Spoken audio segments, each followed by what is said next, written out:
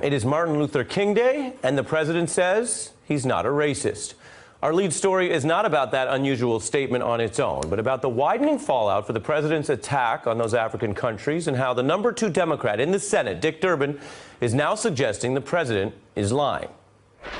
I know what happened. I stand behind every word that I said. What the president said in that meeting was so awful and so impactful on so many people that when he denied saying it, I felt duty-bound to clarify what actually happened.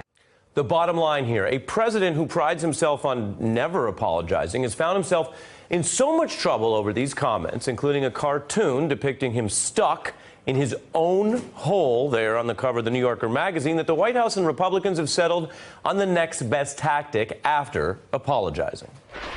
Are you saying the president did not use the word that has been so widely reported?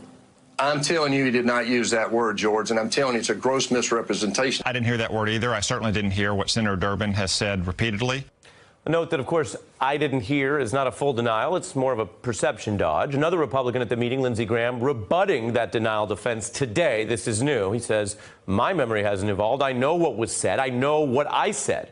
This coming after another Republican confirmed the media reports that the meeting and the use of the term asshole was all, quote, basically accurate. So that's the backdrop for Donald Trump's claim that he's the least racist person on the public stage.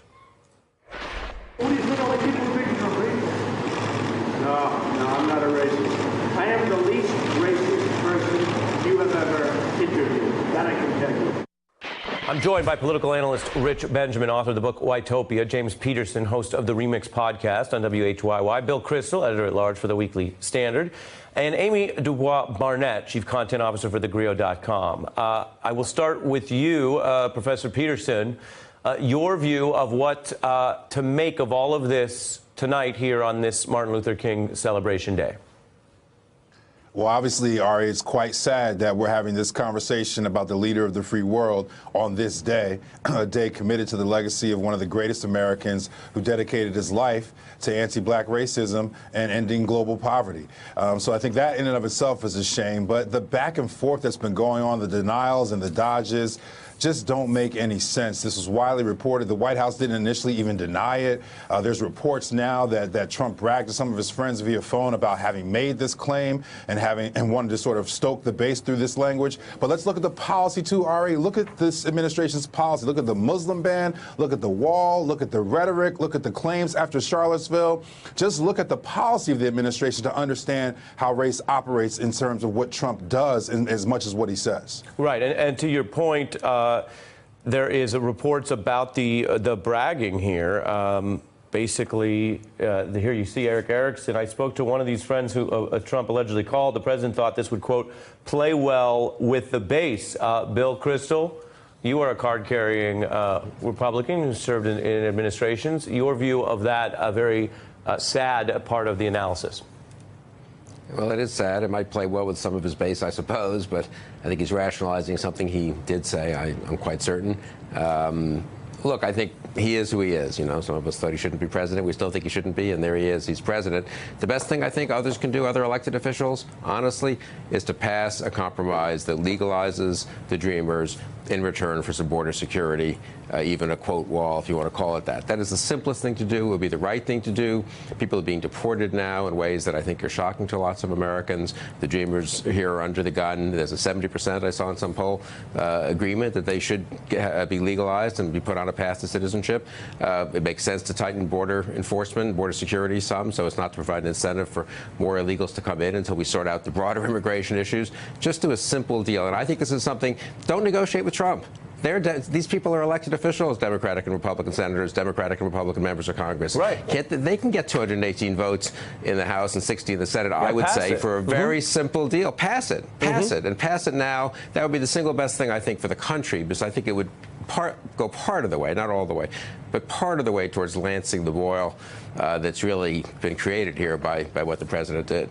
Amy, as we basically try to fold this sad conversation about the president's leadership and lack thereof with some of our reporting on reflecting on Martin Luther King Day, which is why it's a federal holiday, which is why it's a time to reflect. Of course, we know that the Reverend Dr. Martin Luther King was a religious leader, was a church leader, was someone who spoke from the pulpit in that way.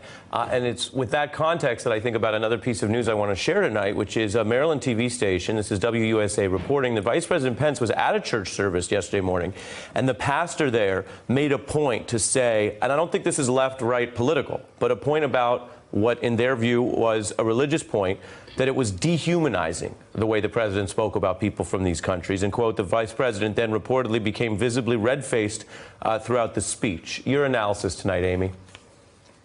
You know, we have a white supremacist in the White House. We have a neo-Nazi in the White House. So is it dehumanizing the way he speaks about black and brown people? Absolutely. But that is a hallmark of the underscoring philosophy of Nazism.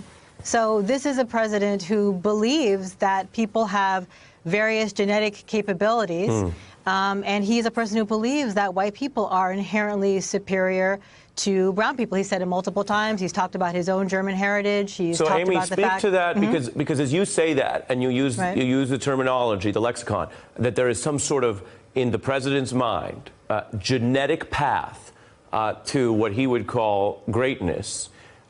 Speak to how that goes to him trying to turn that into some sort of, I would say, very half-baked, not thought-through policy, because he's literally tweeting about what he calls merit versus lottery, about his notion of, and he hasn't done the research. I mean, he hasn't worked on it. I think that's clear. I can report that as a journalist, as a factual matter. But walk us through what he's then, in your view, trying to do with that genetic view. Well, it's terrifying because what we're seeing right now is the actualization of his view. So this is a person who has the power to create policy that reflects his racism, that reflects his white supremacy. And so, yes, everything that we're seeing right now as it relates to his hardline stance on immigration, which is really, and his hardline stance on the wall and everything that we've seen so far about his inability to appreciate the positive impact that people of color have on this country in general. All of this is a reflection of these policies. So we are now in a position where he is going to continue to push for a border wall. He's going to continue to push for, a tougher immigration stance or a merit-based immigration stance that's going to favor people from white countries. He's going to, predominantly white countries, he's going to continue to dismiss the concerns of the 800,000 people who are going to be affected by DACA. I mean, DACA for him is a negotiating chip. It has nothing to do, he doesn't care about the moral implications of it. All he cares about is DACA as a negotiating chip. So we're going to continue to see him put in place policies that reflect his core white supremacist values that have been passed down to him from his KKK family, his KKK father, who we know was arrested at a KKK brawl in the 1920s or 30s.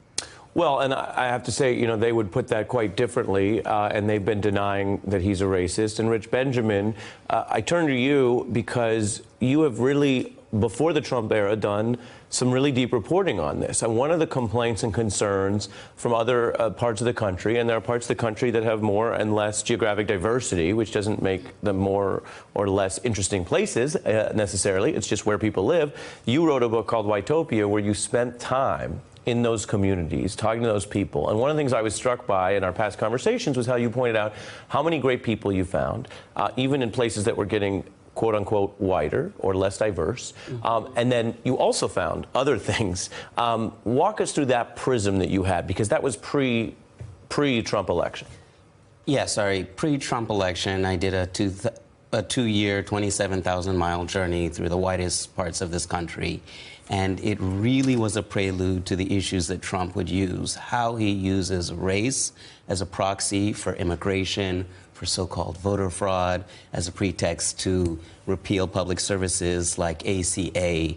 And so you can have this dynamic where you have perfectly nice people, but you had a broiling resentment that also has to do with demographics and white panic that Trump really saw, and he's maximized. And what do they hear when the president says, quote, "I'm not a racist"? What do you think people are hearing from that? Oh, they personalize it. Oh, he must not be a racist because we see what's in his heart. But as your other panelists were saying, racism is about power. Now that he has the means and the will to institute these policies, whether we're talking about a wall, whether we're talking about DACA, whether we're talking about voter suppression, that's the real crux of the matter. Personally, I don't really care what's in Donald Trump's heart. I don't care about his statement he made today. The question becomes, we have a man in power who can give a green light to people who otherwise might not be racist to have these views. And when we really look at King's words, when we look at a letter from a Birmingham jail, he really took to task moderates and said, it's one thing for obvious racists, we can dismiss them, but the rubber hits the road when moderates do not stick up for racist viewpoints and what we could achieve in this country like a beloved community. Well, that's a perfect slingshot to the last question to Bill Kristol, who is a political moderate within the Republican Party, but not a moderate in the historical sense of that term as offered in the letter, because you early and often decided to make a partisan break over what you said was unacceptable about Donald Trump and Trumpism. Where do you see this going, given that there is no real end game? There is more than likely the 4 years or 3 years now. Where do we go, and what's your final thought here tonight?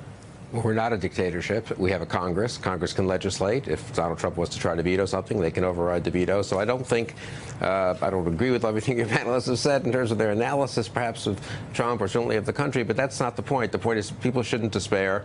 They should put pressure on their members of Congress to do the right thing, regardless of what President Trump wants.